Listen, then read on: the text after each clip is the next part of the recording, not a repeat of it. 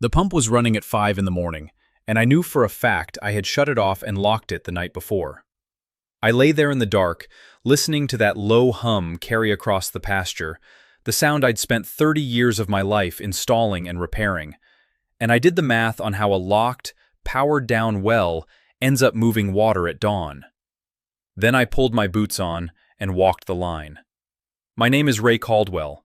I was 52 that summer, and I spent most of my working life setting pump stations and reading water law before I took over my grandfather's ranch on the dry edge of Dry Fork Estates. So when I got to the wellhead and found my fence cut clean with bolt cutters, and found a fresh copper T spliced into my line inside my own pump shed, and found the water leaving that T and running downhill toward 200 manicured lawns that were not mine, I didn't shout. Shouting is for people who don't have a plan. I took photographs of the cut fence, photographs of the illegal tap, and then I climbed up and zip-tied a little trail camera into the shed rafters, the kind I tell people is for coyotes. What none of them knew, standing behind their gate counting me as a dumb rancher, was that the well and the water rights under it had been recorded at the county by my grandfather in 1971, with a permit number and a registered yield, and that I read every page before I touch a thing. I want you to understand what I was looking at, because it matters. My grandfather, Earl Caldwell, drilled that well when this whole basin was sagebrush and jackrabbits. He filed the well permit with the state, he recorded the water rights with the county, and he kept the original brass meter he'd set on the line, a heavy engraved thing with his initials stamped into the housing, sitting on a shelf in the barn like a trophy. 20-some years ago, the developers came and built Dry Fork Estates uphill of me. And somewhere in there, the Homeowners Association had quietly run a pipe to my line and started drawing off it to green their common areas. And everyone up the hill had come to believe, the way people do, that water that flows is water that's free. That belief had a face, and the face belonged to Gail Maddox, 58 years old, president of the Dry Fork Board, a woman whose entire authority in this world rested on the emerald perfection of the entrance medians and the front lawns she policed like a warden. Her power was green. And green, in a drought year in that country, costs water somebody has to pay for. So the morning after I found the tap, I went to the county and pulled clean copies of the well permit and the recorded water rights, with the registered yield right there in black and white. I set a proper meter on my line, I put a real lock on the shed, and out of pure old habit, I hung a pressure logger on the header, a little data recorder that timestamps every gallon and every pressure swing, because a man who has spent his life around pumps does not guess when he can measure. Then I mailed Gail Maddox a certified cease and desist, informing the association that it was drawing water from a private, permitted well without authorization, and requesting they disconnect.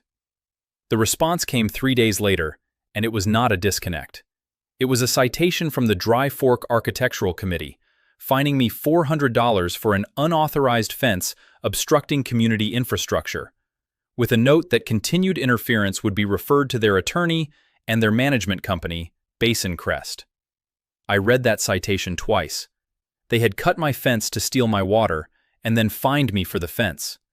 I'll be honest, I admired the confidence. That night, the camera earned its $90.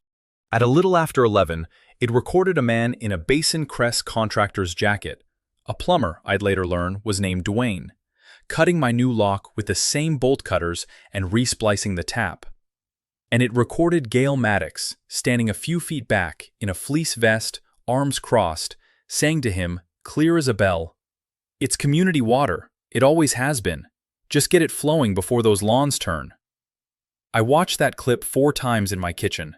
Then I made 3 copies, because I have learned the universe eats the only copy of anything you need.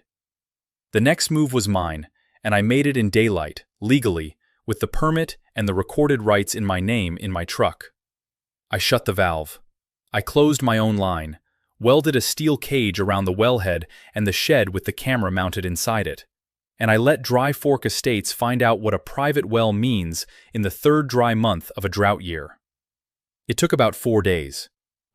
200 lawns started going pale, then straw, Then that particular gray gold you only see when a sprinkler system's been dead a week in July.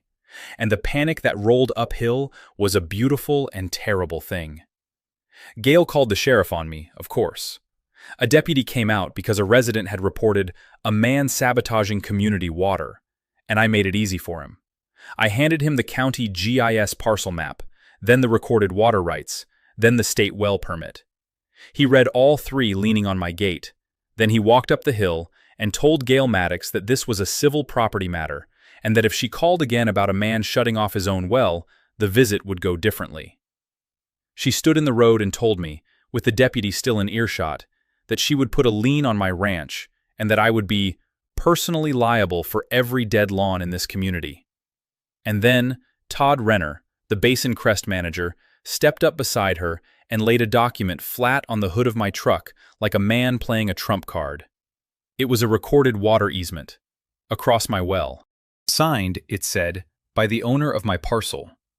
I picked it up and read it slow, and I kept my face very still, because that is the whole game. The easement granted the association perpetual access to draw from the Caldwell well. It was signed with a name that was supposed to be mine, in a hand that was not mine, and it was dated and stamped as recorded a little over a year earlier, back when I had signed exactly nothing.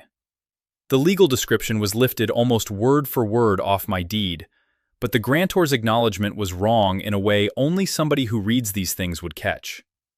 I did not say one word of that. I told Renner I'd have my attorney look it over, and I drove off. And around the first bend I parked and sat, and let my hands stop wanting to do something I'd regret. A fake fine is an insult. A forged easement with my name on it, recorded at the county to launder a theft, is a felony wearing a tie. So, I went back to work. I ordered certified copies of the recording from the county, I started comparing the acknowledgement against real ones, and I kept my mouth shut. Because the second you show a forger you've seen it, you give him time to build a story. The association's answer to a shut valve was to get louder and stupider, which is the only direction people like that know how to go. They stood up a so-called water patrol, a couple of retirees in reflective vests who parked across my ranch access and photographed my truck. They recorded a lien against my parcel. They ran a piece in the Dry Fork newsletter describing me as a bitter man stealing water from families and children, which was rich given the direction the pipe actually ran. And it was that newsletter in the end that started pulling the thread, because a man named Hank Osfeld read it and got sick to his stomach. Hank had been the association's pump caretaker and a board member for years until Gail forced him out for asking the wrong questions. And he found me at the feed store and said, "Quiet. Not here. My truck." We sat in the lot, and Hank handed me a folder, and the folder rearranged everything. The board had known the well was private for years because Hank himself had flagged it when he kept the pump. Basin Crest had told them not to worry, that a rancher without deep pockets would never fight. And for a decade, the association had bragged in its own budgets and its own newsletters about the lowest water costs in Alder County, a line they printed with pride every single year, never once asking themselves the obvious question. If the water was nearly free, where was it coming from?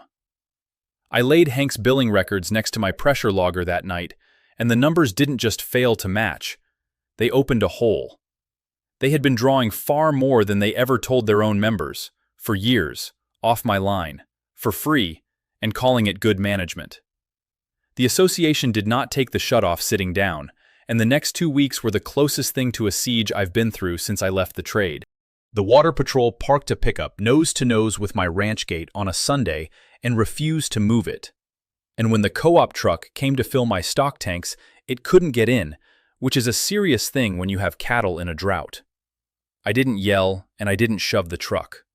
I stood in my own driveway, and I filmed the plate, filmed the vests, and called a tow on my own private easement.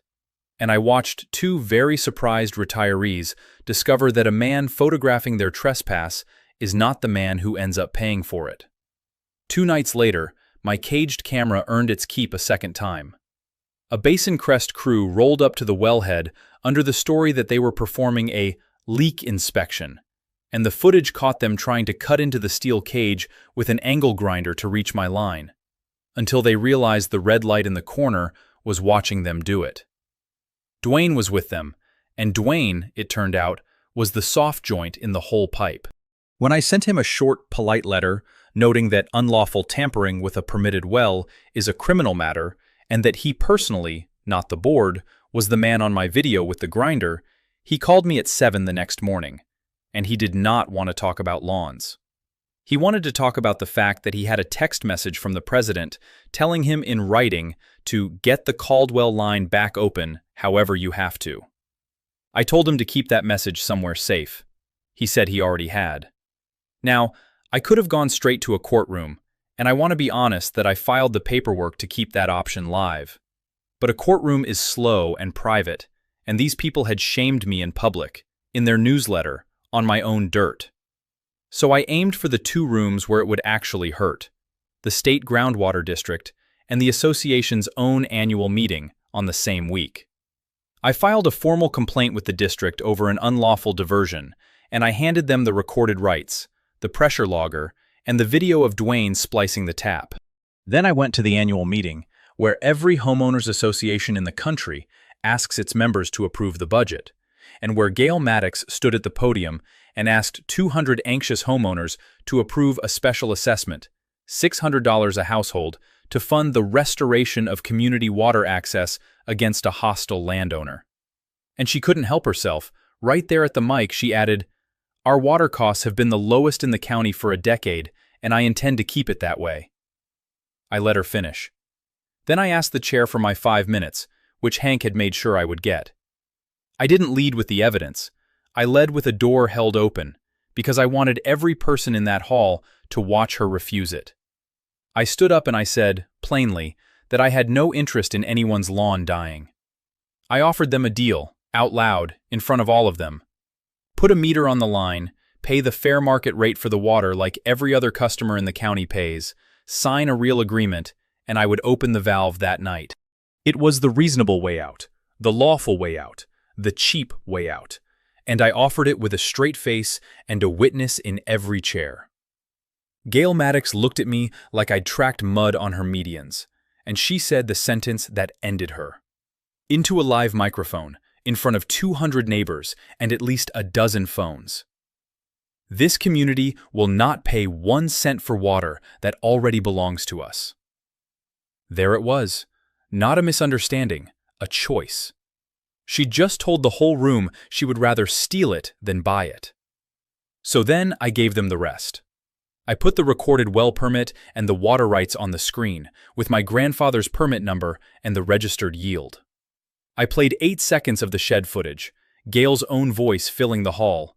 "It's community water, it always has been, just get it flowing." I put up the pressure loggers' numbers next to their own newsletter's proud little boast about the lowest water costs in Alder County, and I asked the room the only question that mattered. If you have never paid for this water, where do you all believe it has been coming from for the last 10 years? You could hear the air conditioner. Then I put up the easement, the one signed by an owner who never signed it, and I told them I had already turned all of it over to the State Groundwater District that morning. Hank Osfeld stood up on his own and told them the board had known all along. And Todd Renner, who had come to protect Basin Crest, did the thing that finished Gail for good. He stood and announced, very carefully, that the management company had no role in the preparation of that easement, and that any such instrument was produced at the direction of the board president. He set her on fire to save his own company, which told everyone in the room there had been a fire all along. Somebody near the front said the words, "water theft," out loud, and somebody else said, "district penalties." And a motion to recall the president was on the floor before Gail Maddox got her face back under control.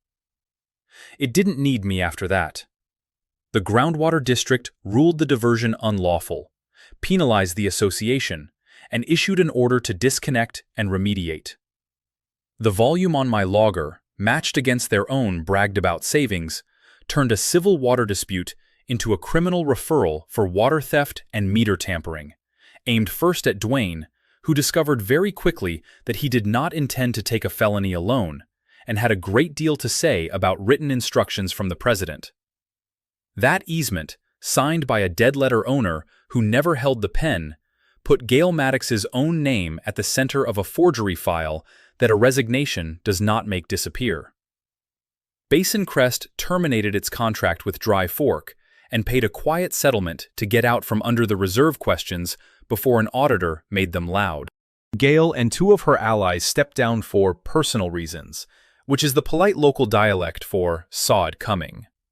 And I collected at last what my grandfather's careful paperwork had always guaranteed me: compensation for a decade of water measured by volume off the logger.